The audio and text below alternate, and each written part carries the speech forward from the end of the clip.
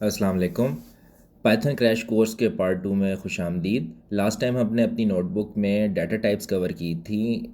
Number, string, printing, list और dictionaries जो था वो हमारा रह गया था, और उसके आगे जो चीज़ें हैं वो हमारी अभी कंटिन्यू होंगी। तो बगैर टाइम ज़ाया किए अभी हम अपने कोर्स को कंटिन्यू करते हैं।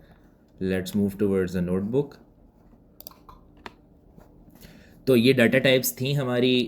आपको जल्दी जल्दी मैं दोबारा रिकैप कराता जाऊँ। हमारे पास इंटीजर्स होते हैं, फ्लोट्स होते हैं, स्ट्रिंग्स होते हैं, वेरिएबल असाइनमेंट्स होती हैं। आप किसी भी अल्फ़ाबेट के साथ किसी भी वेरिएबल का नाम रख सकते हैं, की वैल्यूज़ के अंदर फीड कर सकते हैं। जब आप स्ट्रिंग्स को ऐड करते हैं तो वो सीधा सीधा कनकैटिनेट होती है। जब आप इंटीजर्स को ऐड करते हैं तो वो सम होता है। उसके बाद स्ट्रिंग्स के आपको कुछ फॉर्मेटिंग के तरीके बताए थे। उसके बाद लिस्ट आ गई। अभी लिस्ट के कुछ मज़ीद फंक्शन हैं जो एक दफ़ा हम गो थ्रू कर लेंगे लिस्ट कॉम्प्रिहेंशन में। तब तक हम let's move on to the dictionaries part.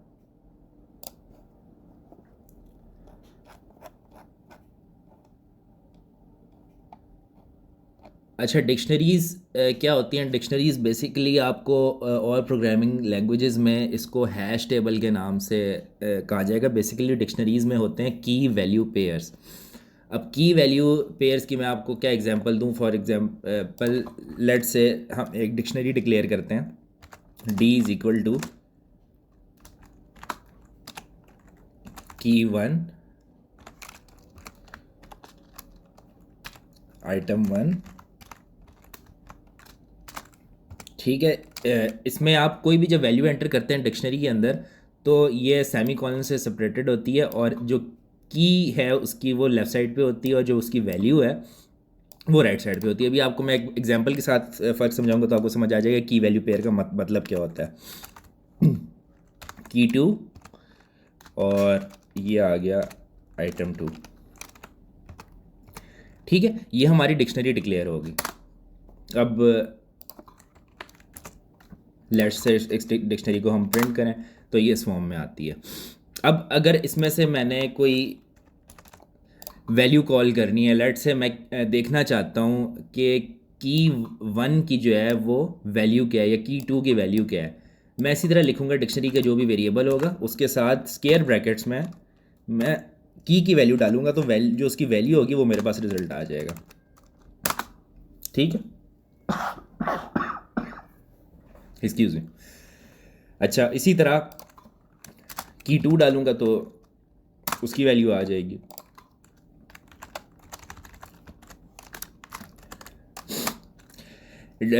Dictionary dot keys, जो भी डिक्शनरी है उसका वेरिएबल अगर आप यूज़ करके आगे कीज़ का मेथड इस्तेमाल करें तो उस डिक्शनरी के अंदर जितनी भी कीज़ हैं वो सारी कीज़ आ जाती हैं आपके पास। ठीक है, सारे की वैल्यू पेयर जो होते हैं वो कॉमास से सेपरेटेड होते हैं। अब अगर इसी चीज़ को हम एक एग्जाम्पल के साथ लेकर चलें तो ये चीज़ मेनली काम आती है आपके टेबल्स कंस्ट्रक्ट करने में, डाटा टेबल्स कंस्ट्रक्ट करने में। फॉर एग्ज़ाम्पल, अगर मैं दो स्टूडेंट्स का डाटा रिकॉर्ड कर रहा हूँ और उस उनके डिफरेंट किस्म के एट्रीब्यूट्स हैं। फॉर एग्ज़ाम्पल उसका होगा एक एक हम कर लेते हैं स्टूडेंट नेम।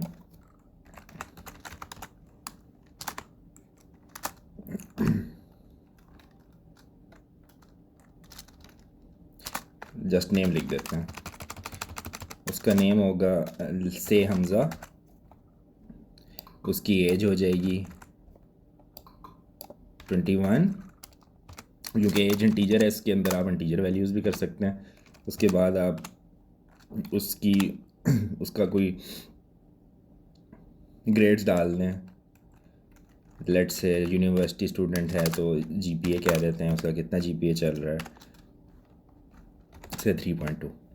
ठीक है, अब ये एक स्टूडेंट का डाटा आ गया। ठीक है, अमूमन जब भी आप टेबल्स कंस्ट्रक्ट कर रहे होते हैं तो you make a list of dictionaries. ठीक है, अब लिस्ट ऑफ डिक्शनरीज कैसे बनेगी कि लिस्ट की क्या नोटेशन होती है।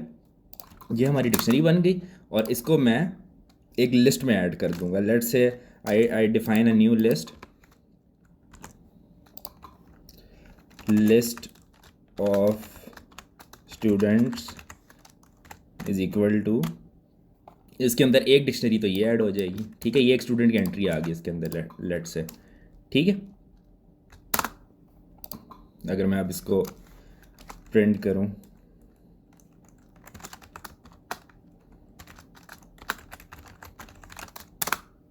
ठीक है, अब आप देखें कि ये इस डिक्शनरी के बाहर स्क्वायर ब्रैकेट्स भी आ गए हैं। आप इसी तरह इस तरह की और डिक्शनरीज भी बना सकते हैं। लेट से मैं कहता हूँ कि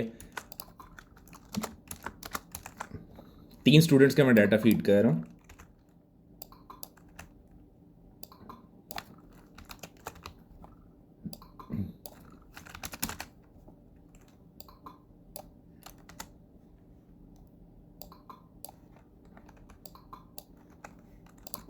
ठीक है, और मैं कह देता हूँ ये हमारे पास जो 3 डिक्शनरीज बन गई हैं, ये लिस्ट ऑफ स्टूडेंट्स का पार्ट बन जाए, DEF। तो ये आपके पास सॉर्ट ऑफ टेबल बन जाता है इसका। देखें ये प्रिंट इसी तरह हो रहा है कि आपके पास हर लाइन में इस तरह डिक्शनरी आ रही है, ठीक है। तो उसमें आपके पास फर्स्ट कॉलम बन रहा है वो नेम का बन रहा है, सेकंड कॉलम जो बन रहा है वो एज का बन रहा है, थर्ड कॉलम जो बन रहा है वो GPA का बन रहा है। इसको मज़ीद ज़्यादा अच्छे तरीके से टेबल्स की फॉर्म में लेके जाने के लिए पांडास की लाइब्रेरी बड़ी ईजिली इस्तेमाल हो जाती है, लेकिन उसको फ़िलहाल हम डिस्कस नहीं करेंगे। ये बिल्कुल एक टेबल की फॉर्म में बन जाएगा। ये जो नेम है ना, ये जो कीज़ हैं, ये सारी हेडिंग बन जाती हैं टेबल्स की, मतलब नेम, एज और GPA इस तरह लिखा होगा, नीचे सिर्फ वैल्यूज़ लिखी हुई होंगी। तो ये की वैल्यू पेयर्स बड़ी यूज़फुल होती हैं इस तरह के डाटा को हैंडल करने के लिए। नेक्स्ट आ जाते हैं हम बुलियंस पे। अब जिस तरह हमने पहले देखा था कि अगर हम a इज़ इक्वल टू 1 कर देते हैं और उसके बाद हम लेट से इसकी टाइप देख लेते हैं, टाइप ऑफ a, तो ऑल्दो के 1 और 0 जो होते हैं वो बूलियन होते हैं, लेकिन वो बाय डिफ़ॉल्ट जब भी आप 1 लिखेंगे तो वो उसको इंटीजर डिक्लेयर करेगा, बूलियन नहीं करेगा। बूलियन बेसिकली क्या होता है, 0 और 1 जो बाइनरी लैंग्वेज होती है उसमें 2 बिट सिंगल बिट वेरिएबल जो होता है उसको बूलियन कहते हैं। सिंगल बिट का मतलब क्या होता है, एक बिट होता है, वो या तो 0 होगा या फिर 1 होगा। अगर हम यहाँ पे टाइप ऑफ a देखें तो इट इज़ इंटीजर, वो उसको बाय डिफ़ॉल्ट बूलियन नहीं करता, ठीक है। बूलियन करने के लिए हमने इसको करना होगा ट्रू। उसकी वैल्यू हम ट्रू करेंगे तो वो वैल्यू 1 सेव हो जाएगी उसके अंदर, और वो जब उसकी टाइप देखेंगे तो वो बूल होगी। सिमिलरली अगर हम फॉल्स करेंगे तब भी उसकी टाइप बूल होगी, और उसकी वैल्यू फॉल्स के केस में 0 होगी और ट्रू के केस में 1 होगी। So these are Boolean variables. Next आ जाते हैं टुपल्स। टुपल्स की नॉर्मली नोटेशन इस तरह होती है।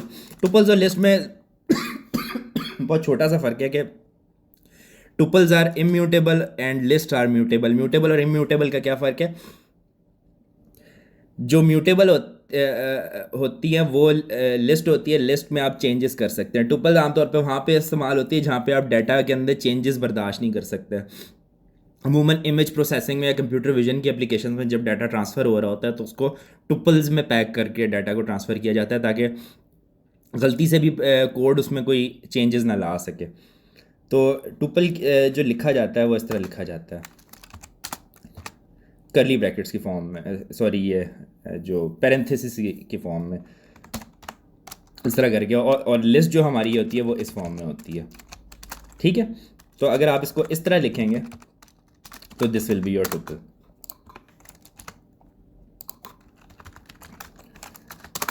ठीक है। जब भी आपने a को इस तरह डिक्लेयर किया होगा तो उसकी अब जब आप टाइप चेक करेंगे तो वो टुपल होगी। जब आप इसको इस तरह लिखेंगे फिर आप उसकी टाइप चेक करें तो वो लिस्ट होगा। अब दोनों को इस्तेमाल करने का तरीका बिल्कुल एक जैसा है। दैट से यहाँ पे ये टुपल है और आप चाहते हैं कि इसकी जो ये वाला इंडेक्स है, ये इंडेक्स 0 और ये इंडेक्स 1 है। जिस तरह लिस्ट में इसकी इंडेक्सिंग उसी तरह होती है। अगर आपने यहाँ पे इसका सेकंड इंडेक्स पे वैल्यू देखनी है तो वो हमारे पास 3 है। तो tuple is exactly same as list, सिर्फ इसमें फ़र्क ये है कि ये इम्यूटेबल होता है।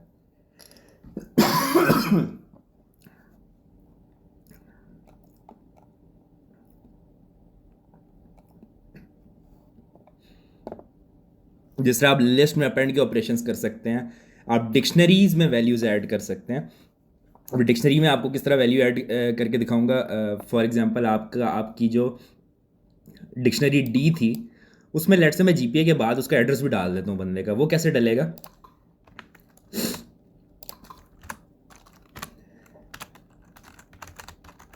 ठीक है, मैंने एक नई डिक्शनरी डी के अंदर नई की एंटर की है जो कि उसके अंदर एग्जिस्ट नहीं करी। अगर कोई एग्जिस्टिंग की करूँगा, लेट से जीपीए कर दूंगा और इज इक्वल टू मैं 2.5 कर दूंगा, तो वही जीपीए की वैल्यू इसकी चेंज हो जाएगी। लेकिन अगर मैं इसके अंदर नई की डाल दूंगा, लेट से एड्रेस से XYZ, तो इस डिक्शनरी में एक नई वैल्यू ऐड हो जाएगी। अब मैं अगर दोबारा ये लिस्ट ऑफ स्टूडेंट्स को प्रिंट करूं,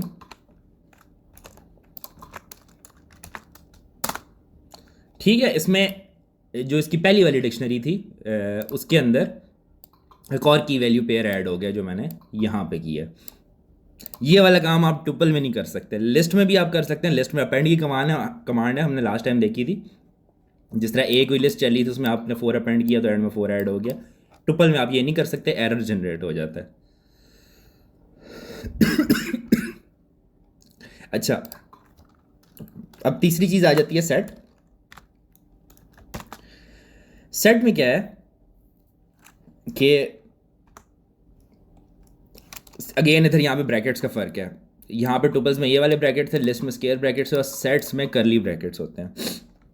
आपने लेट से एक सेट डिक्लेयर किया है, अभी आप अगर इसकी टाइप चेक कर ले, सिर्फ ब्रैकेट का फ़र्क आपने डाला, आपने बताया नहीं उसको सेट है। यही पाइथन की खूबसूरती है कि आप जिस तरह का डाटा डिक्लेयर कर रहे होते हैं वो ऑटोमेटिकली उस डाटा टाइप में उसको ले जाता है। ठीक है, दिस इज़ आर सेट, उसने बता दिया। अब अगेन लिस्ट और सेट्स भी एक तरह से ऑपरेट करते हैं। सेट्स में फ़र्क क्या है कि लेट से जब आप सेट डिक्लेयर कर रहे हैं और आप इसको इस तरह कर दें 1 2 3 3 3 4 1 2 5, अब यहाँ पे देखें रिपीटिशन हैं, 3 ज़्यादा दफ़ा आ रहा है, 2 ज़्यादा दफ़ा आ रहा है, 5 ज़्यादा दफ़ा आ रहा है। तो जब वो ए में स्टोर होगा ना और उससे बाहर अपने करली ब्रैकेट्स नज़र आ रहे होंगे तो वो अपने आप को रिड्यूस कर लेगा। अगर मैं ए के अंदर वैल्यू तो मैंने ये डाली है, अब लेट से मैं ए को प्रिंट करता हूँ, ये देखें सिर्फ उसने, सॉरी अभी तो अपडेट ही नहीं हुआ, उसने सिर्फ हर यूनिक वैल्यू को एक दफ़ा प्रिंट किया। बाय डेफिनेशन सेट होता ही ये है कि उसमें एक वैल्यू एक दफ़ा एग्जिस्ट कर रही होती है। आप सेट का ऑपरेटर लिस्ट के ऊपर भी लगा सकते हैं। फॉर एग्जांपल अगर इसके आगे हम देखें, एक लिस्ट हम डिक्लेयर कर लेते हैं इसी तरह की,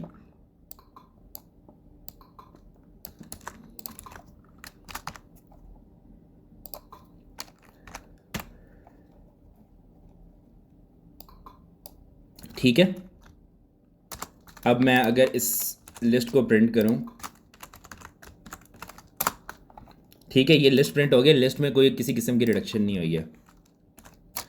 अब अगर मैं कहूं कि देयर इज अ सेट सी और उसके अंदर मैं सेट का ऑपरेटर लगा दूं लिस्ट के ऊपर, बी हमारा लिस्ट था उसके ऊपर सेट का ऑपरेटर लगा दिया, तो क्या होगा, जो सी की वैल्यू होगी वो रिड्यूस हो जाएगी यहाँ से यहाँ तक। उसको हम आगे दोबारा लिस्ट में कन्वर्ट कर सकते हैं, लेट से उसको सेट में कन्वर्ट करके फिर लिस्ट में कन्वर्ट कर दूं मैं,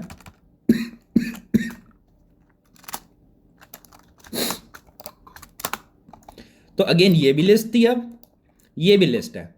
क्या हुआ है, ये वाली लिस्ट दरमियान में एक दफ़ा सेट में कन्वर्ट हुई है, उसकी वजह से वैल्यूज़ उसकी यूनिक रह गई हैं। उसके बाद वो वापस लिस्ट में कन्वर्ट हुई है तो उसके ऊपर स्क्वायर ब्रैकेट्स आ गए। ठीक है, तो अक्सर अगर आपके पास ऐसी कोई प्रॉब्लम हो जहाँ पे आपने किसी डाटा सेट में यूनिक वैल्यूज़ फाइंड करनी हो, तो सबसे आसान तरीका ये कि बजाय कि आप एल्गोरिथम्स लगाएं कि वैल्यू कितनी दफ़ा रिपीट हो रही है, वैल्यूज़ को निकालें, पुश करें, उसको पॉप करें, जो भी, आप जस्ट उसके ऊपर सेट का ऑपरेटर लगा दें, वो रिड्यूस होकर इस फॉर्म में आ जाएगी। नेक्स्ट आ जाते हैं कंपैरिजन ऑपरेटर्स के ऊपर। कंपैरिजन ऑपरेटर्स ग्रेटर देन होता है, लेस देन होता है, इक्वल्स टू होता है, और ग्रेटर देन इक्वल टू होता है, और लेस देन इक्वल टू होता है। ये सिंपल 4-5 ऑपरेटर्स हैं, इसको हम जल्दी जल्दी देख लेते हैं। 1 इज ग्रेटर देन 2, 1 ग्रेटर है 2 से, नहीं, इसका रिजल्ट आ जाएगा फॉल्स। 1 इज लेस देन 2, बिल्कुल ठीक है, इसका रिजल्ट आ जाएगा ट्रू। ठीक है, 2 इज ग्रेटर देन और इक्वल टू 2, बिल्कुल ठीक है। ये टू ग्रेटर नहीं तो बराबर तो है ना टू के, तो it should be true. Two is greater than two, no, false. इसी तरह टू इज़ लेस देन और इक्वल टू टू, और थ्री इज़ लेस देन और इक्वल टू टू, फॉल्स। तो ये डिफरेंट किस्म के ऑपरेटर्स होते हैं, ये कंडीशंस में यूज़ होते हैं। जहाँ आगे आप प्रोग्राम का कंट्रोल फ्लो पढ़ेंगे वहाँ पे आप दो वैल्यूज़ को कंपेयर कर रहे होते हैं। जब आपने चेक करना है कि दो वैल्यू इक्वल्स हैं या नहीं है, लेट से मैं कहता हूँ कि एक स्ट्रिंग है ए, उसका नाम है हेलो। एक स्ट्रिंग है बी, उसका नाम है वर्ल्ड। एक स्ट्रिंग है सी, उसका नाम है फिर हेलो।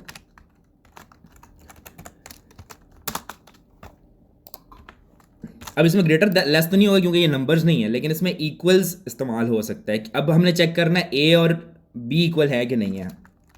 ए इक्वल जब हम चेक करते हैं तो हम एक इक्वल नहीं लगाते, हम दो इक्वल लगाते हैं। ठीक है, ये इसका सिंटैक्स है। ए बी के बराबर नहीं है, फॉल्स आ गया। ए सी के बराबर ही आपको नज़र आ रहा है, ये को जब हम सी के साथ चेक करेंगे तो इट विल बी ट्रू। ठीक है, तो ये सारे आपके कंपैरिजन ऑपरेटर्स है। Equals, greater less, greater than equal to, ये सारे जो हैं इनको कंपैरिजन ऑपरेटर्स कहते हैं। ठीक है, उसके बाद आ जाते हैं लॉजिक ऑपरेटर्स। जब आपने मल्टीपल कंडीशन लगानी है, लॉजिक ऑपरेटर सिर्फ दो किस्म के हैं, एक एंड होता है और एक और होता है। जब आपने मल्टीपल कंडीशन चेक कर रहे हैं, फॉर एग्जांपल आपके पास यही तीन स्ट्रिंग्स हैं, हम एक और स्ट्रिंग कर लेते हैं ऐड इसमें। एक स्ट्रिंग हम रिकॉर्ड कर लेते हैं डी, उसका भी नाम हम रख देते हैं वर्ल्ड। ठीक है, अब मैंने चेक करना है दो स्ट्रिंग्स को। लेट से मैं ए और सी को चेक कर रहा हूँ आपस में, और बी और डी को चेक कर रहा हूँ। मैं कहता हूँ ए इज इक्वल टू सी। ठीक है, एंड, अब now and is the logic operator. ठीक है, ये इस्तेमाल होता है मल्टीपल कंडीशंस को कंबाइन करने में। अब इस स्टेटमेंट का मतलब क्या है कि B is equal to D. इस स्टेटमेंट का मतलब क्या है कि ए सी के बराबर हो और बी भी डी के बराबर हो। ठीक है, तो रिजल्ट आ जाए ट्रू, जो कि इस केस में आ जाना चाहिए। डी इज नॉट डिफाइंड, हमने इसको डिफाइन नहीं किया यहाँ पर। ठीक है, जो कि आ गया ट्रू। अच्छा, अब एंड और का आपको फ़र्क बता देते हैं। अब मैं कह देता हूँ A is equal to C and B is equal to C. अब आपको यहाँ पे नज़र आ रहा है कि बी सी के बराबर तो नहीं है, और आपने एंड ऑपरेटर लगाया हुआ है। एंड का मतलब होता है कि ये भी करेक्ट होना चाहिए और ये भी करेक्ट होना चाहिए, तब ओवरऑल ट्रू है। अब दोनों क्योंकि करेक्ट नहीं है तो इसका रिजल्ट फॉल्स आ जाएगा। लेकिन अगर मैं इसी कंडीशन के दरमियान में और ऑपरेटर लगा देता हूँ, ठीक है, तो अब क्या चेक हो रहा है कि या तो ये ठीक हो जाए या तो ये ठीक हो जाए, तो आंसर ट्रू आना चाहिए। इन दोनों में से एक कंडीशन भी सेटिस्फाई हो गई तो आंसर ट्रू आ जाएगा। ठीक है, अब क्योंकि A is equal to C जो है वो सेटिस्फाई हो रहा है, ऑल्दो कि B is equal to C satisfy नहीं हो रहा, फिर भी आंसर ट्रू आ गया। सिमिलरली इसको आप एक्सटेंड कर सकते हैं, आप लंबी कंडीशंस बना सकते हैं। अब आप चेक करें कि ये ट्रू है, उसके साथ आप एक और कंडीशन कंबाइन करें। इनको आप ब्रैकेट्स में कर लें, पहले ये कंडीशन चेक होगी, फिर उसके बाद आप एंड दोबारा लगा दें, फिर आप कह दें कि ये चेक कर ले कि डी और बी बराबर हैं कि नहीं है।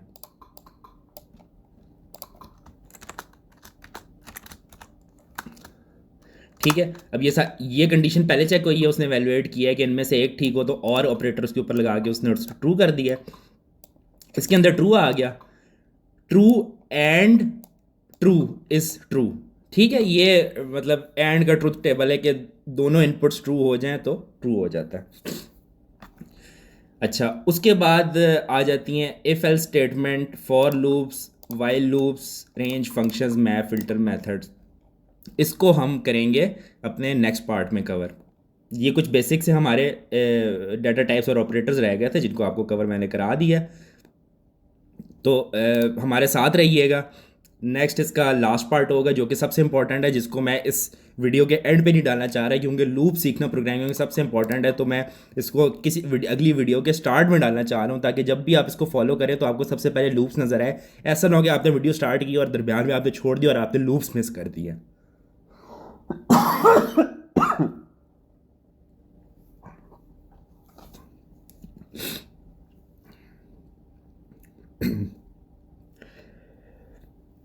तो इसके साथ मुझे इजाज़त दीजिए। नेक्स्ट ट्यूटोरियल इंशाल्लाह इसी वीक में अपलोड हो जाएगा, और उसमें हमारा ये पाइथन का क्रैश कोर्स यहाँ तक कंप्लीट हो जाएगा। ये हमारा नोटबुक वाला पार्ट था, नोटबुक मैं आपके साथ शेयर कर दूंगा। उसके बाद क्रैश कोर्स में कुछ एक्सरसाइजेज होंगी जो हम वी एस कोड पे बनाएंगे। वो कुछ एक्सरसाइजेज मैं आपको साइन करूँगा और वो आपने वी एस कोड में बना के देखनी है। ठीक है, यहाँ मुझे इजाज़त दीजिएगा। अपना बहुत ख्याल रखिएगा, मिलते हैं अपने नेक्स्ट ट्यूटोरियल में। Thank you.